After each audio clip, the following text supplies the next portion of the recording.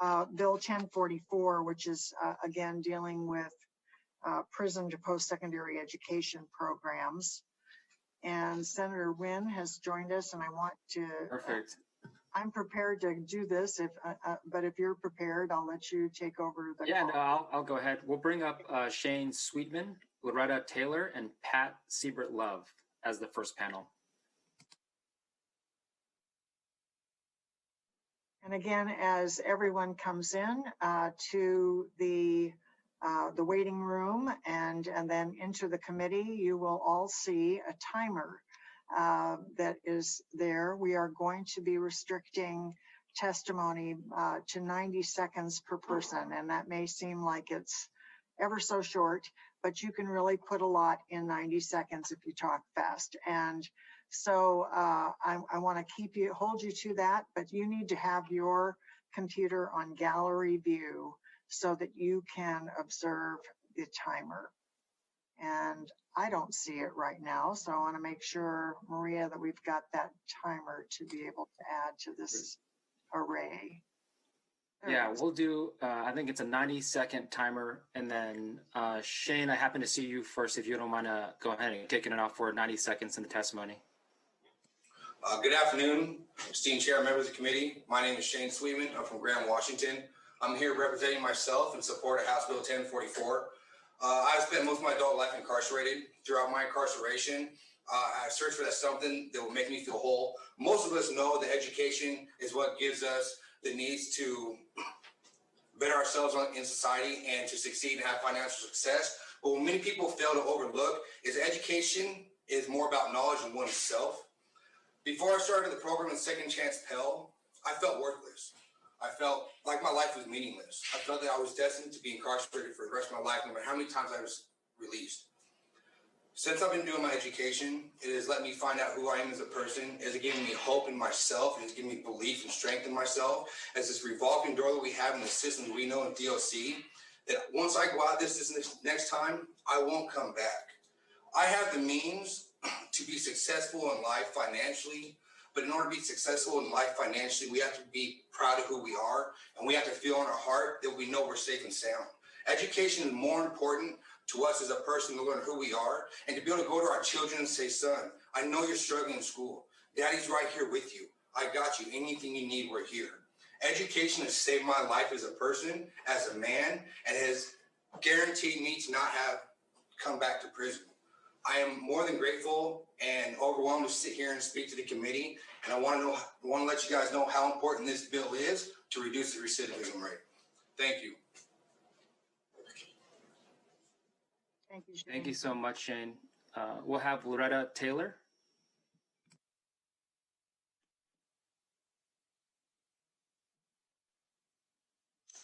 Good afternoon, Chair Darnell and members of the committee. For the record, my name is Lora Taylor, Education Services Administrator for the Department of Corrections. While supportive of the opportunity to improve education services within our prisons, we are concerned that in order to fully implement the vision of this bill, the agency would need resources that are not described in the bill. These include expanding technological supports in the form of ongoing support for a statewide student service network, which expands on the recent secure internet pilots, as well as staffing for educational disability support services.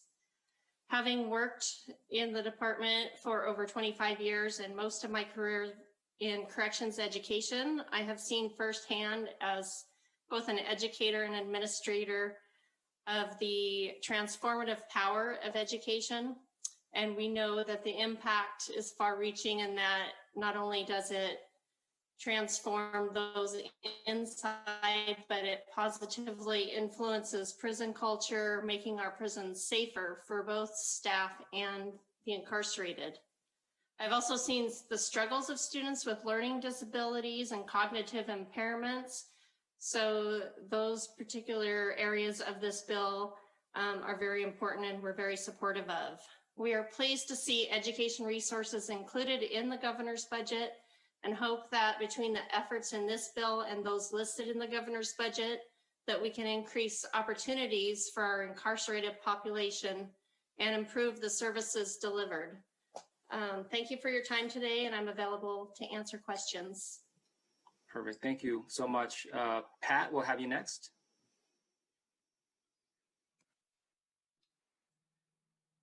For the record, I'm Patseibert Love from the State Board of Community and Technical Colleges. I am the Policy Associate for Corrections Education. In addition, I am also a member of the Statewide Reentry Council. Good afternoon, Chairwoman Darnielle and committee members. I want to thank Representative Levitt for her sponsorship and appreciate the work this committee continues to do on behalf of the correctional education students that we serve. The opportunity to testify again on this bill as well. I want to take a minute and thank Mr. Sweetman for sharing his experience. Again, you are phenomenal. It is one of the first times we have ever had an incarcerated student who's able to testify, well, virtually, but from incarceration, and that is phenomenal. Primary factor for leading to recidivism is a lack of family living wages. Timer here. Family living wages. We recognize now that one of the #1 influencers to employment is education. We now need more than a 1-year certificate. We need a 2-year. When somebody enters into the job force and they enter in a low wage, they are destined to probably stay at a low wage. When we enter people into the workforce at a higher wage through education, that again allows them to get out of poverty and move forward. I know that sounds simple. It is simple. We just have to have the will and the courage to be able to do it. And I appreciate the Senate recognizing the importance of an academic degree. Not everybody wants a vocational degree. There are tons and tons of employment opportunities for folks who get academic degrees. See, my time is up, so I will thank you for your support on this and be happy to answer any questions that you might have for me. Thank you. Thank you so much. Are there any questions from the committee? Seeing none, thank you so much. I appreciate your testimony. We'll bring up the next panel, Joel Strom, Noelle Vest, and Aaron Frazier.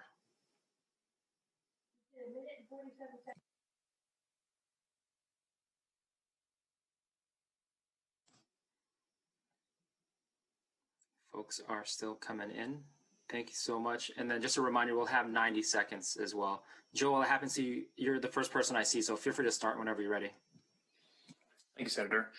Good afternoon, Chairwoman Darnielle, members of the committee. My name is Joel Strom, and I'm the Executive Director of University Beyond Bars, a nonprofit that has been offering post-secondary educational opportunities in the men's prison in Monroe for over 15 years. I want to begin by thanking Representative Levitt for bringing this bill forward and for being a champion of prison education. We strongly support the expansion of post-secondary education access and pathways for people incarcerated in Washington State prisons.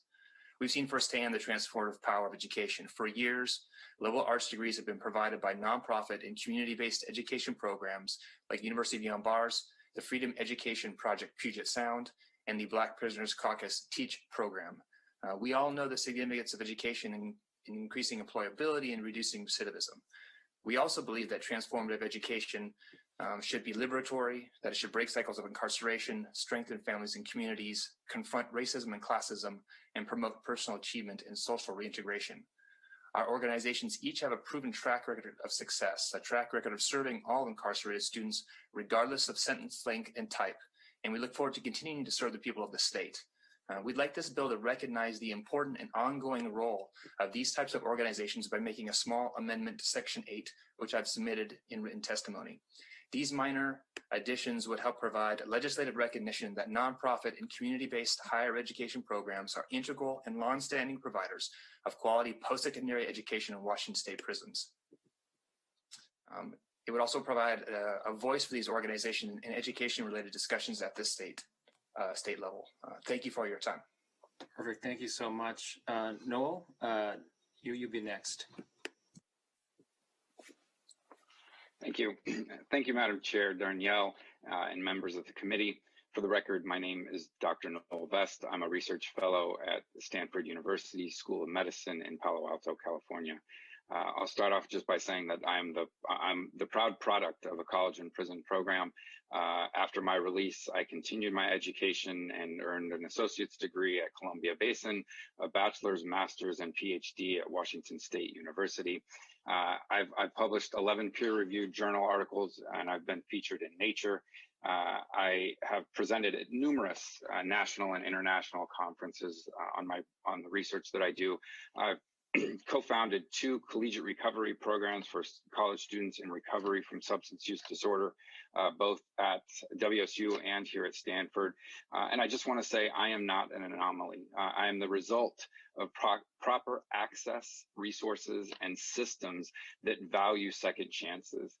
College and prison programming changes lives. I've seen that in myself. I've seen that in the students that I taught at Coyote Ridge, and I see it in the many formerly incarcerated students that I mentor today. It brings me great joy to ask the committee to vote House Bill 1044 through and help make the state of Washington a national leader in the fight to bring education resources to this historically marginalized group of scholars. And I just want to say hi to Senator Saldana. Thank you for all the mentorship you've given me along the way. Nice. Thank you so much. Aaron, whenever you're ready. Good afternoon, Madam Chair and members of the committee. For the record, I'm Erin Frazier, and I'm the Assistant Executive Secretary of the Washington State Building and Construction Trades Council, representing approximately 80,000 construction workers here in Washington. We are in support of House Bill 1044 and its efforts to strengthen prison to post-secondary pathways, and we believe the specific inclusion of state-recognized pre-apprenticeship programs in this bill is especially critical to increasing equitable access to state-registered apprenticeship pathways. So we just want to thank you for hearing this bill, and we're happy to help with any efforts moving forward. Perfect. Thank you so much. Any questions from the committee? Perfect. Seeing none, thank you so much for the time today. We'll bring up Guillermo Rogel, Diane Sifris, and Noreen Light.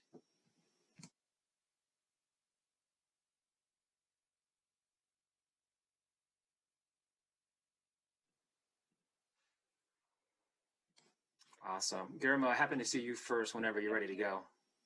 Great. Thank you, Senator Wynn. Chair Darnell, members of the committee, my name is Guillermo Rogel. I'm speaking on behalf of the Statewide Poverty Action Network in support of House Bill 1044. People who graduate from college earn more over their lifetimes, are more economically secure, and are more likely to have access to benefits such as healthcare or retirement funds. For many years, many policy experts have viewed higher education as a critical strategy to addressing poverty. While the benefits of college are undeniable, the higher education system was not built to support women, low-income students, or students of color, or those who are currently incarcerated and those who are released. We know that in the coming years, and even now, Washington will need credentialed and certified workers. While some educational programs that currently exist in correctional facilities, HB 1044 expands the opportunity for individuals to get their bachelor's degree, providing further opportunity for individuals to re-enter society in a job that is stable and provides a living wage. We urge you to pass House Bill 1044. Thank you. Thank you so much. Noreen, you're next whenever you are ready. Good afternoon. I apologize for the dark screen. And good afternoon, Chair Darnell and members of the committee. Thank you for the opportunity to speak with you today. My name is Noreen Light, and I'm retired from the Washington Student Achievement Council, where I was the Associate Director of Academic Affairs and Policy. I'm not here in a professional capacity today. I'm retired, and I'm here as a community member and as a mom. But I do want to answer just one question Senator Darnell raised about WSIP. And the most recent information that they have and report on their website is from 2016, which shows a return on investment of $19.74 for every dollar invested in post-secondary education in adult corrections. $19.74 for every dollar. It says the chance benefits exceed costs at 100%. So I thought that was important to share. But now back to my son, who is currently incarcerated. He is serving a lengthy sentence, and in the last 18 years, he's worked very hard to educate himself. He's enrolled in programs as he can, but he's had barriers because of the restriction on being within 5 years of release, and that just hasn't worked for him. So he's one of the fortunate few who has someone on the outside who's paid for courses, but I've had to pay an out-of-state higher education entity because we've had no program available for him in state. I know my time is running out. I just want to say that education should be available to every person who wants to study and learn and improve their lives. And I ask for your support of this bill. Thank you so much, Doreen. And I don't see Diane, so unless there are questions from the committee, I'll go ahead and go to the next one. Perfect. Seeing none, I'll bring up the next panel. Thank you so much. Sam Locke, Sultana Shabazz, and Joanne Tarkani. And apologies if I'm saying your name incorrectly.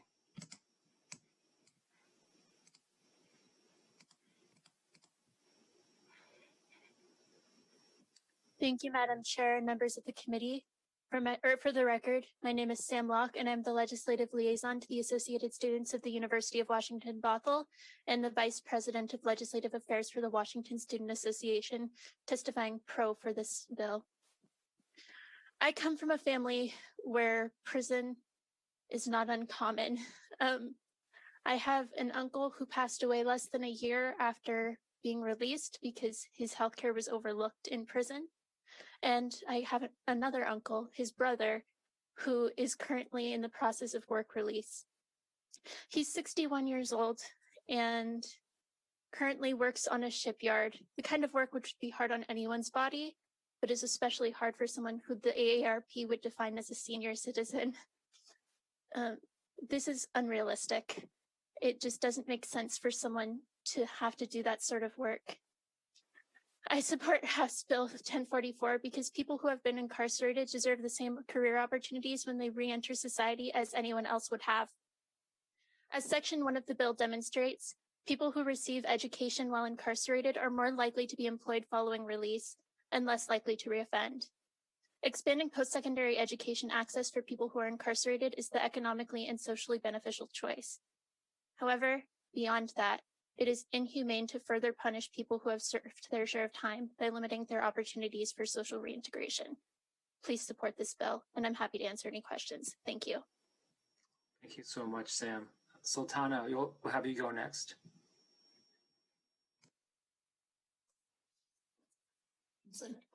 Thank you, Madam Chair and committee members. I am Dr. Sultana Shabazz, Director of Corrections Education for Tacoma Community College at the Washington Corrections Center for Women and Mission Creek Corrections Center for Women. I would like to especially emphasize my support of the provisions in House Bill 1044 that speak towards special education services and the identification, assessment, and accommodation of students with learning disabilities, traumatic brain injury, and cognitive impairments. Oftentimes, students come to us desirous of education opportunities that they can use to change the trajectory of their lives and the lives of their families, but find themselves struggling with undiagnosed conditions that can impede that success. Unfortunately, the level of support currently available is inconsistent and unable to competently address that need. Students need additional support in order to be successful in their educational programming, and this bill will help us to finally provide the same support that they would receive in institutions in the community. The passage of House Bill 1044 would be another component of a growing body of legislation that sends a clear message about how our state values all of its citizens and building safe, sustainable communities. I ask that you please vote favorably for this bill. Thank you. Thank you so much. Joanne, whenever you're ready. Thank you so much. Good afternoon, Chair Darnell and members of the committee. I'm Joanne Tarkani. I'm elected as the Deputy Faculty Legislative Representative of the University of Washington. Today, I'm representing my 4,500 colleagues at the University of Washington. Plus, I'm also testifying on behalf of the statewide Council of Faculty from the four-year universities. I'm very pleased to testify in support of House Bill 1044. The purpose of Washington's Department of Corrections is written into its name: to help people determine a new path for themselves. The faculty members of the University of Washington and universities around the state are dedicated to the same proposition. Our mission is to transform lives. If House Bill 1044 helps even a few individuals find their way to one of our campuses, we will be eager to help them chart a path from there. Research has documented the completion of a degree program significantly reduces the chance of recidivism. However, other studies illustrate that the path to completing a degree program is beset with obstacles. We applaud the efforts made in House Bill 1044. Thank Representative Levitt for sponsoring the legislation and the Senate now for hearing this legislation as well. Thank you so much. Perfect. Thank you. Any questions from the committee? Seeing none, we'll bring up the next panel. Dirk Van Velzen, Byron Coats, and Paula Sardinas.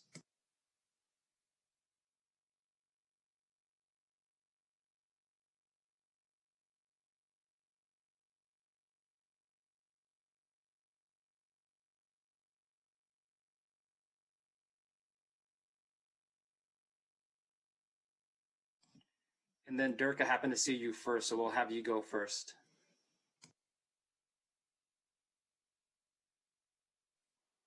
Also, there you go. Oh, do you have a timer I can see it, or I'll just use my watch? 90 seconds. If you're on your phone, you may not be able to see it, but it is a 90-second timer. I'll do your best. Do your best. Okay, I'll do my best. I have my watch, but the watch turns off. So thank you, Darnell, members of the committee, and Levitt for your hard work in this. My name is Dirk Van Velzen. I'm the CEO at the Prison Scholar Fund, and my educational journey is similar to Dr. Vest's. In my case, I earned 2 degrees from Penn State through paper-based distance education during my incarceration. I was incarcerated from 1999 to 2015. It took me about 10 years to get my 4-year degree just because things are so hard to do in prison educational-wise until access really opens up. But the education is really important. And the other thing I should notice is, I'm not unusual, just like Mr. Vest isn't unusual either. There's a lot of talented people that want to change their lives just as much as we do. They work just as hard. They're just as smart. And that's why I started the Prison Scholar Fund in 2006 from prison. By the time I was released in 2015, we supported 110 people. Today, we've supported 130 people. 80 of them have been released, and we have a 4% recidivism rate. Once I got out of prison from work release, I was a student at the University of Washington in their nonprofit management program. Shortly after that, I became a student at the Graduate School of Business at Stanford and in their social entrepreneurship program. So if you can imagine, after 15 years in prison, you find yourself at Stanford, and that's pretty magical. And that's really the power of education. And also, I should say that earlier this week, I was accepted into a nonprofit leadership program at the Harvard Kennedy School. So I think that education is immensely powerful, and the choices I have to make are whether accepting this program at Harvard is going to create tensions with Noelle and I. But I think I'm okay with those choices. And I hope that other people have those choices to make too, as they reinvent themselves through their education. So thank you for your time, and I'm open to any questions. Thank you so much. And Dirk, I think we met maybe like 3 years ago at an event in Seattle, right? In South Lake Union. Yeah, you look familiar, but no worries. Good to see you. Thank you. Yeah. Likewise, thank you. Byron, whenever you're all set. You'll need to unmute yourself. There we go. Well, there you go, sir. We'll get it together. Good afternoon. For the record, I'm Byron Coats, a father and family member of an incarcerated person at Monroe Correctional Complex, one who, through his use of the post-9/11 GI Bill, is midway through his junior year at Ohio University, a 4-year program costing about what it costs to keep him behind the wire for 1 year. His educational journey has been transformative. I am here speaking in favor of 1044. What do we know? We know that an unchallenged, poorly educated mind is a wasted mind and a terrible thing.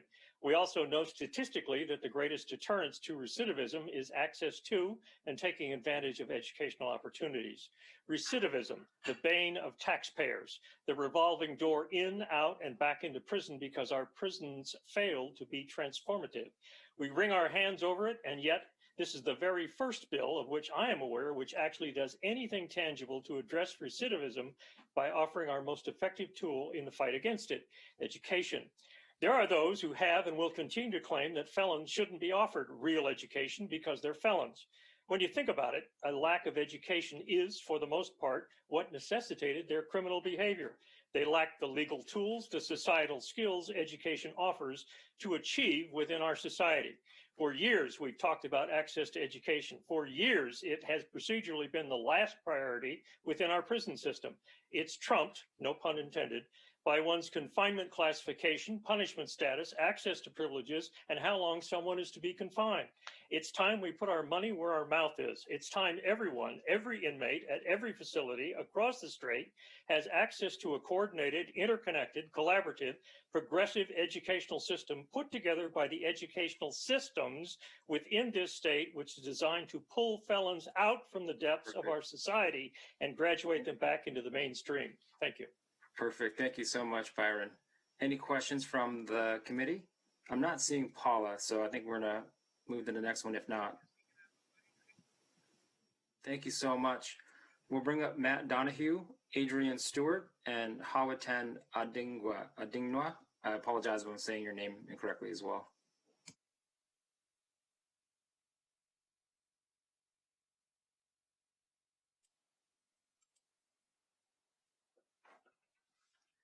Matt, if you're all set, feel free to start off. Thank you. Good afternoon, everyone. For the record, my name is Matt Donahue, and I'm the director of the Roadway Structures Division for Seattle DOT.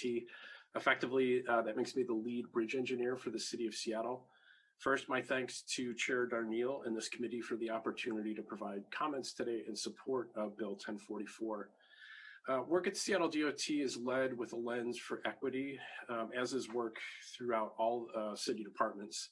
We have a longstanding practice and policy for participation in race and social justice work as a baseline initiative for any work that we do in transportation or with other departments throughout the city. Through my work here, I've become very interested in workforce equity and specifically providing guidance for pathways to success for the current and formerly incarcerated. This interest started for me before I came to Seattle DOT as a volunteer for organizations like University Beyond Bars that provide community-based education programs within the prison system. I strongly support higher education opportunities for people incarcerated in Washington State prisons. For many years, these opportunities have been provided by non-for-profit and community-based organizations like UBB. I recommend that this bill recognize the important and ongoing role of these types of organizations by making proposed amendments to Section 8 of the bill.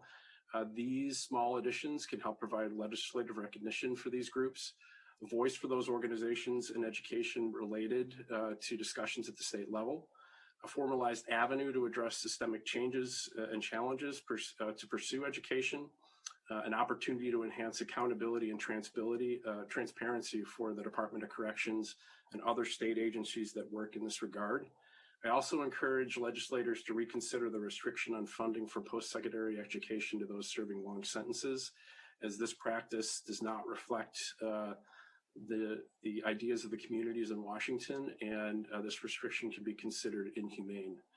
Thank you for the time today. Thank you so much. Adrian, whenever you're all set. Hi, everyone. For the record, my name is Adrian Stewart with the Washington State Developmental Disabilities Council. Thank you so much for hearing this bill today. We appreciate the bill and its sponsor trying to address mass incarceration and in some respects the aftermath of the school to prison pipeline. As we know, people with disabilities are dramatically overrepresented in the nation's prisons and jails today. According to the Bureau of Justice Statistics, people behind bars in state and federal prisons are nearly 3 times as likely to report having a disability as the non-incarcerated population. Those in jails are more than 4 times as likely. Cognitive disabilities such as Down syndrome, autism, dementia, intellectual disabilities, and learning disorders are among the most commonly reported. Given these staggering facts, the DDC is concerned that Section 4, subsection 8 places on the department a misplaced responsibility to identify incarcerated people with disabilities and then to provide the necessary educational accommodations and supports to those individuals. This section seems to direct Department of Corrections to adopt rules that ask prison guards to be in charge of deciding whether accommodations are necessary and then what they will be.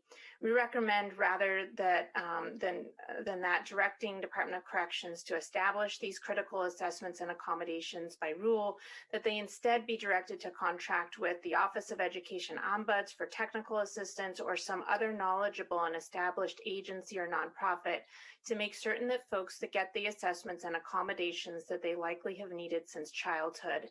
In our view, the DOC is not equipped to assess or provide these necessary accommodations.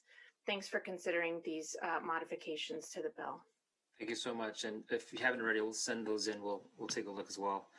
Hawatan, if you'd like to go next. Hopefully I'm saying your name somewhat close. Oh, yeah. Hawatan, yeah, same. Okay. Hello, committee members. My name is Hawatan Nadunya, and I'm a student at Lake Washington High School in Kirkland. I'm here today to voice support of this bill because I believe in providing incarcerated individuals with the opportunities to prosper so they have a chance at a stable life post-incarceration. The job market is already competitive enough as is, with one's education level playing a large role in chance, and time spent in incarceration is less time spent on obtaining or maintaining an education towards a job or career. Having a criminal record can serve as a further hindrance to acquiring various jobs, and combining the two only decreases the chance of post-incarceration stability, which could inspire recidivism by means of which there seems to be nowhere else to turn, no other way to survive. In the words of a formerly incarcerated individual who participated in a post-secondary education program in prison, quote, "It was life-changing to have the expectations and the same curriculum as everyone else. It helped me to recognize that I'm not the actions I did. I'm a student," end quote. I believe that it is important that as a state, we pave the pathway to success for all who have a chance at it, especially those in incarceration. While a difficult road to fully and ideally implement, the road must begin somewhere and be improved along the way. Give these individuals a chance at a safe, equitable, and prosperous alternative. Thank you for your time. Perfect. Thank you so much. Any questions from the committee? Seeing none, thank you so much. We'll bring up the next panel. Dan Goldhaber, Lydia Flora Barlow, Kazaputa Lima, Joshua, and then Samantha Cruz Mendoza. And then Dan, since you're there, feel free to start whenever you're ready. Great. Thank you for the opportunity to testify today. My name is Dan Goldhaber, and I am the director for the Center for Education Data and Research at the University of Washington and a vice president at the American Institutes for Research. But my views today don't necessarily reflect either of those organizations. I basically just want to make 2 points that have already been made eloquently by a number of other speakers. One is, I personally think it's the right thing to offer opportunities to incarcerated individuals, but also as a taxpayer, and I should have mentioned that as part of my work at the University of Washington, I was the recipient of the WT grant that Representative Levitt mentioned early on. And in putting that grant proposal together, I did a lot of research on what we know about recidivism and post-prison outcomes. And I basically think that the elements of HB 1044 are just sort of smart public policy that they will end up paying for themselves. And so as a taxpayer, I urge folks to support this bill. Thank you. Thank you so much. And then Lydia, whenever you're all set.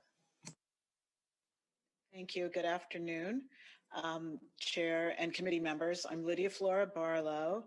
I am a funder of higher education in prison. We have the privilege of funding at the request of the Black Prisoners Caucus Teach in 3 Washington prisons. But today I'm here representing the Alaska, Oregon, Washington State Area Conference of the NAACP. We're pleased to see the legislature expanding education access within the Department of Corrections in Washington. We support this expansion. There are just a few things within the bill that worth an expansion of language that we think would increase the likelihood of equity in the execution of the bill. In order, first, we'd like to see language that there's a racial equity lens, both in the findings in Section 1 as well as in the measurement of outcomes. While the outcomes of education are well documented both in prison and outside of prison, type, quality, and access can lead to different outcomes that vary greatly by race, and we want all boats to rise. Second, which you've heard already, we're terribly interested in making sure that community-based and nonprofit education groups are contemplated. This would diversify offerings for students in prison, increasing the likelihood of equity. And then finally, we've mentioned before the restriction on education based on sentence length. I'm really reminded by the Drake decision today and other decisions where we're seeing folks that we might have thought would be in prison for longer durations and prioritizing or removing barriers for that kind of support will lead to better reentry outcomes, particularly given disproportionality in sentencing for Black and Brown communities. Thank you for your time. Appreciate it. And then I am not seeing the other panelists, so unless there's questions from the committee, we'll go ahead and move forward. Oh, Senator Saldana. She may have already left, but just making sure, I know that we've received some language requests from the University Beyond Prisons, but I wondered if that incorporated the request that NAACP was seeking. But so if you're not there anymore, but you know, I would welcome to see what that language would be. Perfect. We'll make a note to follow up with Lydia as well. And then with that, that would close the public testimony at the very least for this bill. There are also 189 people signing in not wishing to testify. From what I can tell, it's mostly pro with some mixed in there as well.